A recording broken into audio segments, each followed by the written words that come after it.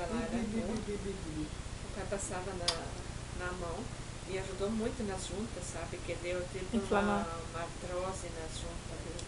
Demorou a sanar. Porque deu tétano.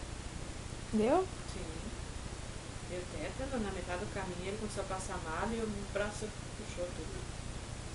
Aí o Valdão chegou lá. Ele não é vacinado?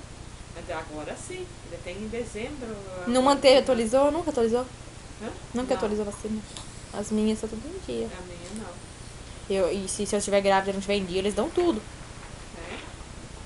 Não pode ter falta nenhuma vacina se você engravida. Aí eu peguei, o Valdão pegou e entrou direto pra emergência com ele. Naquele dia. Aí logo que eles fizeram,